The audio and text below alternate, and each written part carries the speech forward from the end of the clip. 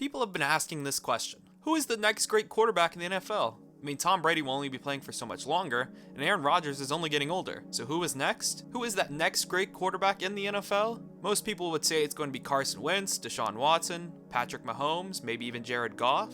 Well, I don't think it's going to be any of them. Well, at least in terms of what I think. My pick is going to be a guy who looks more like a model than a quarterback. Jimmy G, Jimmy the GOAT, Jimmy Garoppolo. This is who my pick is. Now I know what you guys are thinking. Wow, what a bold pick. And I'm sure some of you agree with me. But for the ones who don't, this video is my way of convincing you. I hope you enjoy, and let's get this thing underway.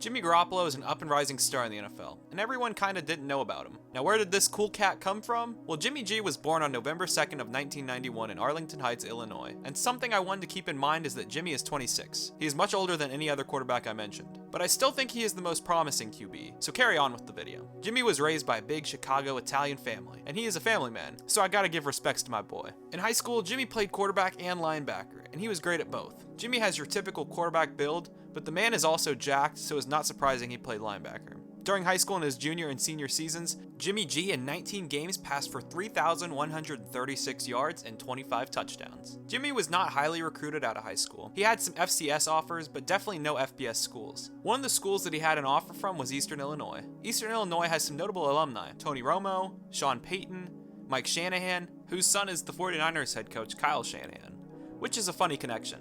But I just wanted to mention them because it doesn't matter where you come from.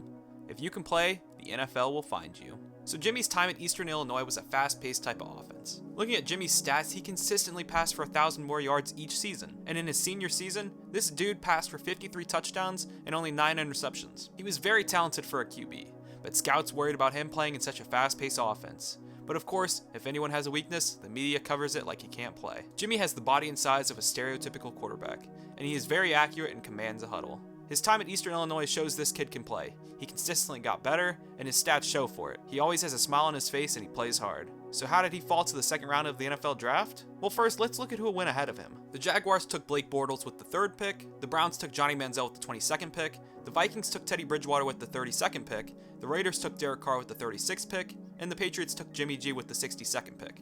Now, Jimmy is arguably better than all of these quarterbacks, with a slight exception to Derek Carr, but I would definitely still take Jimmy over Carr. So why did these guys go over Jimmy? Well, Bortles led UCF to a 12-1 season and looked like the most NFL ready. And Manziel was a Heisman winner, and people loved this guy for some reason.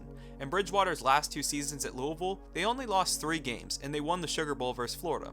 And Derek Carr looked like an NFL quarterback, and his older brother David was a former NFL quarterback, and he was the 1st pick in the 2002 draft to the Texans. So all of these guys had the exposure that Jimmy just didn't get, but it paid off because he was taken by arguably the most well-run organization in sports. Now when the Patriots made the move to get him, it shocked a lot of people, including me. But the more it settled in, the more it made sense. Coach Belichick saw Tom Brady was only getting older, so his chances for injury would only increase, and they needed a solid backup that Bill and the offensive coordinator Josh McDaniels could mold into their own guy that they wanted. Now the part that caught me off guard is Bill does not draft quarterbacks that high, and partly because he hasn't needed to. But Jimmy was the highest quarterback selected by the Patriots since Drew Bledsoe was picked 1st overall in 1993. Now to start the 2014-2015 season, the Patriots had high hopes. They had their best roster since arguably the 2007 season team, and they were the betting odds to win the Super Bowl. But the way the season started, you would have never known that. They lost their first game to the Dolphins on the road, then they beat the Vikings and Raiders before playing the most memorable game of the season for them, and I say that in a good and bad way. They played the Chiefs on Monday Night Football and got manhandled. But the one thing people noticed was Tom Brady getting replaced by Jimmy Garoppolo late in the game. Jimmy came in and went on a drive that led to a touchdown pass to Gronk, and he went 6 for 7 with 70 yards. Now the next week, the media asked Bill Belichick if he would make a QB change, and Bill scoffed at it. We're getting ready for Cincinnati. But you could kind of see why. Jimmy looked very good, but obviously there was no way he was going to replace the GOAT. But as the story goes on, you will see he almost did. Now in 2015, he didn't get a play, but only for late game relief. But in 2016, we have a different story to tell. Since Tom Brady had the Deflategate stuff, he was suspended 4 games, and Jimmy had to come in and save the day. And on Sunday Night Football on the road versus the Arizona Cardinals, Jimmy the G went out and passed for 264 yards and a touchdown in a 23-21 win. Then the next week, he was on fire. He passed for 234 yards and 3 touchdowns in the first 2 quarters versus the Dolphins, but he got injured and didn't get to play the rest of the game or the season. But during the 2017 offseason, rumors were swirling about the Patriots trading him to his home state team, the Chicago Bears, or maybe even the Cleveland Browns, but neither team made a move. So for 2017, the Patriots were stuck with him, and he was on the last year of his contract, so they had to make a decision coming up soon.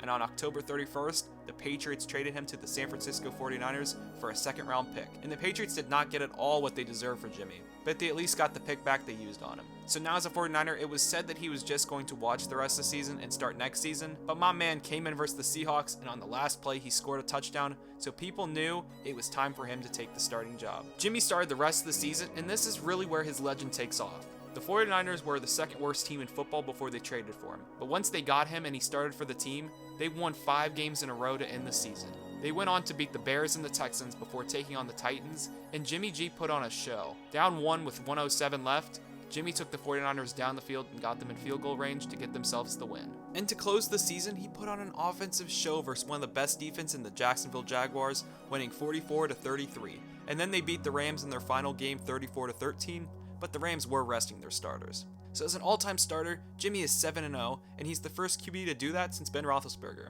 The 49ers offense was rolling with Jimmy playing for such a great offensive mind in Kyle Shanahan. And now the 49ers are playoff contenders, and for even some bold people, they are a sleeper Super Bowl pick. Now to play devil's advocate, Jimmy is still young. He has a lot to learn, and he's not going to stay perfect for his entire career. But he is off to an excellent start and is one of the most promising quarterbacks in the league. I don't know what he will look like in 5 to 10 years, but there are 3 quarterbacks that I want running my team, and he is one of them. I'm a huge Belichick advocate, and Bill wanted this kid.